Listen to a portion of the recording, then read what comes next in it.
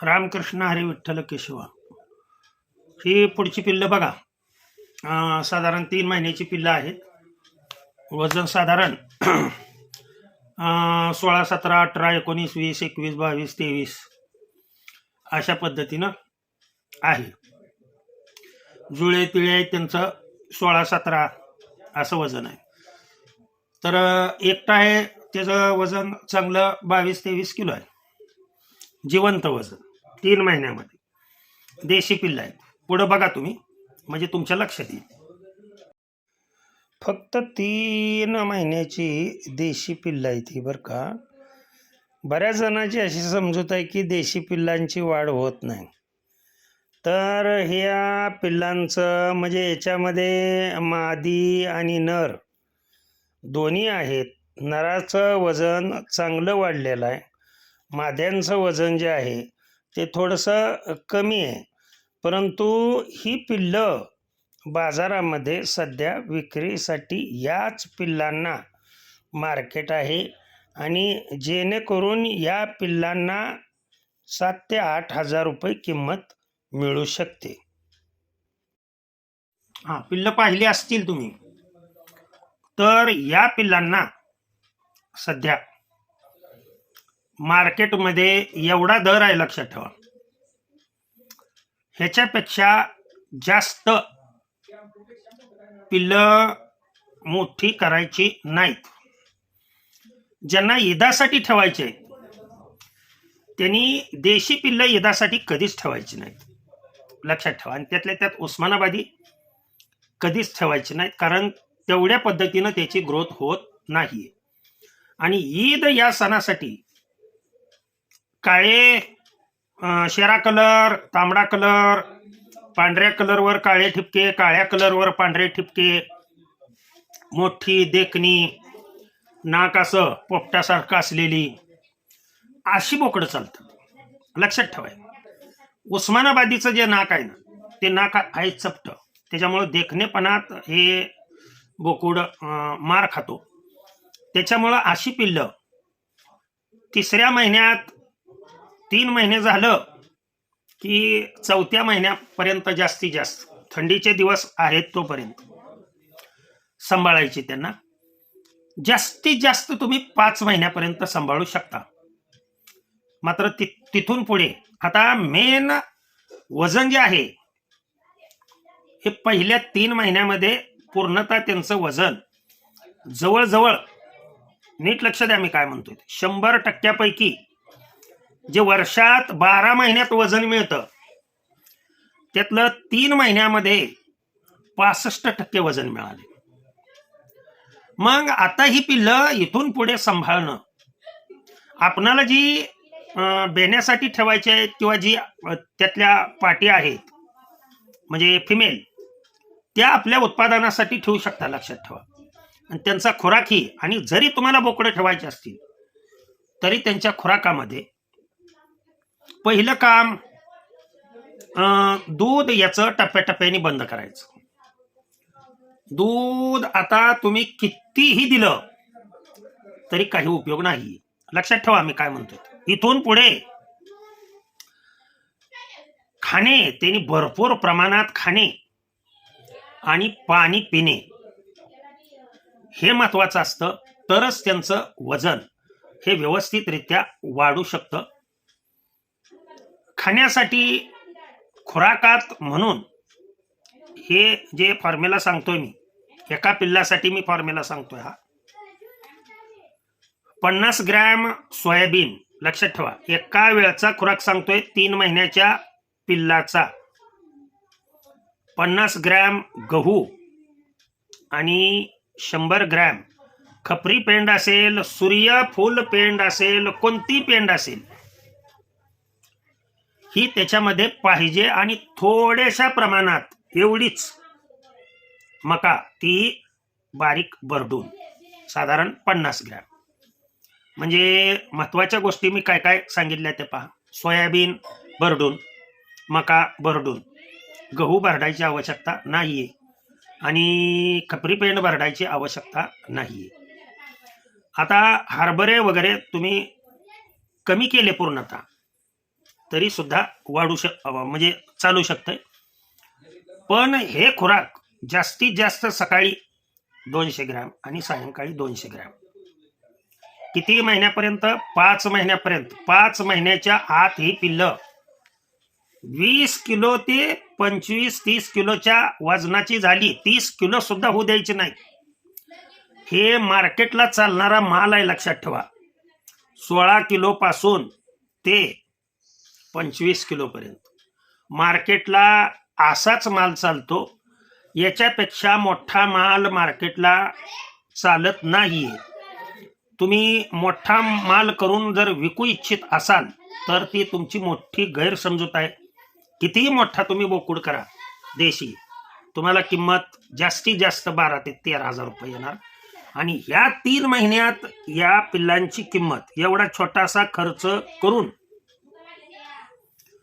सरास त्यांचं वजन जर 20 किलो धरलं, लक्षात ठेवा, आणि जिवंत वजनावर 400 त्याला गुणलं, लक्षात आलं का तुमच्या? 400 गुणिले 20, जिवंत वजनाला 400 गुणायचं, ती त्या तुमच्या पिल्लाची किंमत झाली. सगळं सांगतो मी एका व्हिडिओमध्ये. म्हणजे किती रुपयाला गेलं पाहिजे ते साधं सोपं मी तुम्हाला सांगितलं. कारण 20 किलो ते सकाळी सकाळी वजन 20 किलो असलं पाहिजे बरं का, लक्षात ठेवा. ही महत्वाची गोष्ट आहे.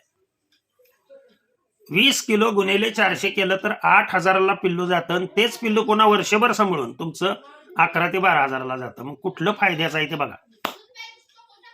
वर्षभर सांभाळायचं इथनं पुढं, हे 3 महिन्यात सुटका, 3-3.5 महिन्यात सुटका करून मोकळं व्हायचं.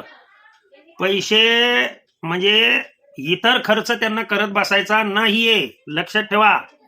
शेळी पालन तोट्यात काय येतात का? लोक उगाच येड्यासारख्या ईदाला 1 लाखाला विकलान, 50,000ला विकलान, या भूल थपाला बाळू नका, लक्षात ठेवा.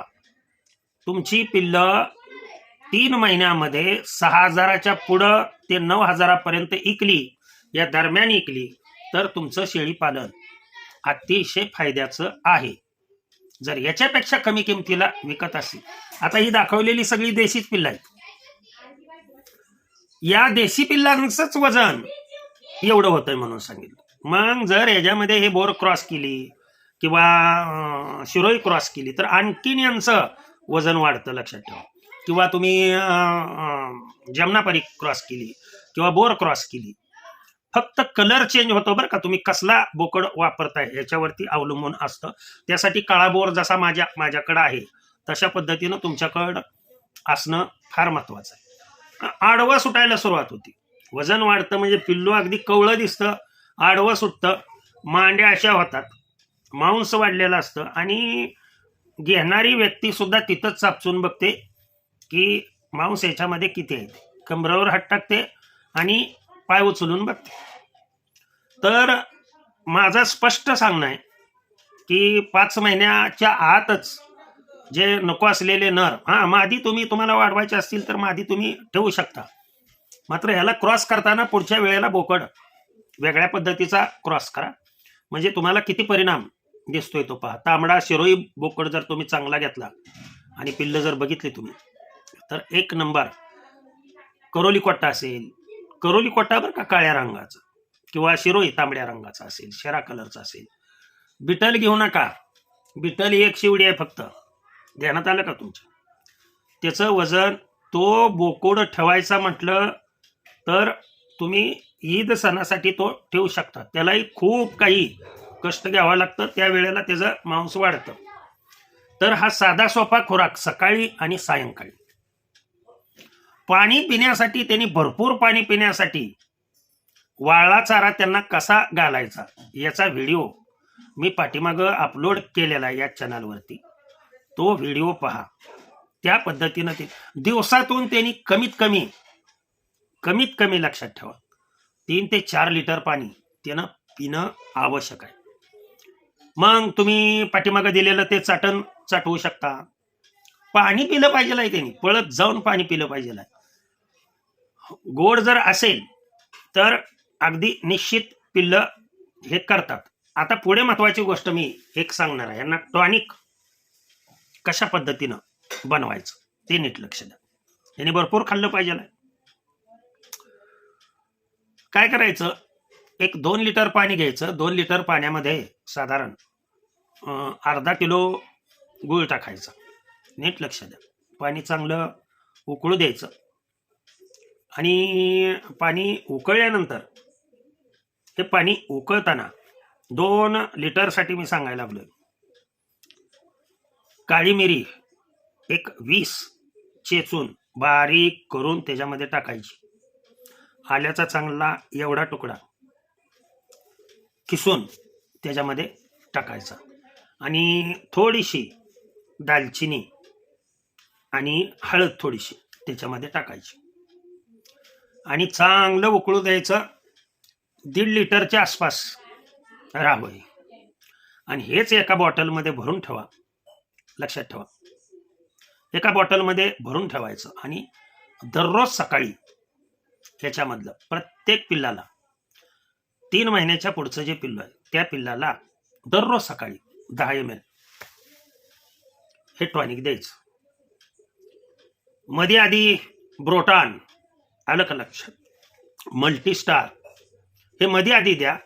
आणि हे जर द्यायचं नसेल तर ज्या अपार्टमेंटमध्ये तुमची पिल्लं आहेत तिथं फक्त चाटण वीट, फार महत्वाची आहे ही चाटण वीट, लक्षात ठेवा. हे चाटण वीट आणि गव्हाण आहे, त्या गव्हाणीमध्ये काळं मीठ मिळतं, सैंधव मीठ मिळतं, लक्षात आलं का, किंवा खडे मीठ मिळतं. खडे मीठ, ते मीठ एका डब्यामध्ये उघडं झाकण असलेल्या किंवा पातेल्यामध्ये, तिथं एका बाजूला गव्हाणीमध्ये एका बाजूला खडे मीठ असं मोठं असतं, बारीक करायचं नाही, ते ठेवायचं. याच्यामुळं तुम्हाला सगळे पदार्थ, मिनरल्स सगळे त्यांना मिळून जातात आणि मीठ थोडंसं चाटल्यामुळं, चाटण मीठ चाटल्यामुळं पाणी पितात. लक्षात ठेवा. 3रा महिना संपला की 4थ्या आणि 5व्या आणि मिठामुळं आणखीन एक महत्वाची गोष्ट घडते. तुमची जी काळ्या मिठामुळं, बरं का, लक्षात ठेवा, जी डायजेस्टिव्ह सिस्टीम आहे, ही डायजेस्टिव्ह सिस्टीम ही व्यवस्थितरित्या राहून म्हणजे अपचन होत नाहीये.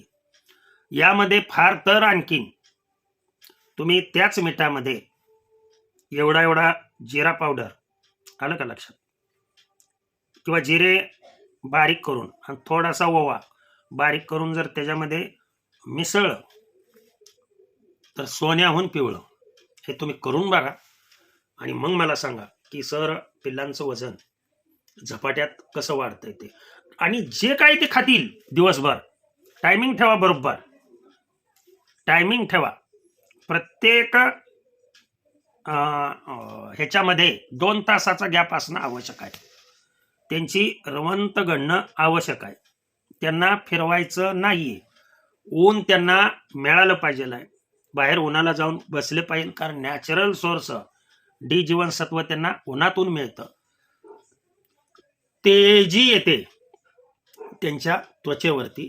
मात्र हे करण्याच्या अगोदर, हे सगळं करण्याच्या अगोदर हायटेक किंवा आयव्हरमॅक्टिनचा सिरप मिळतो.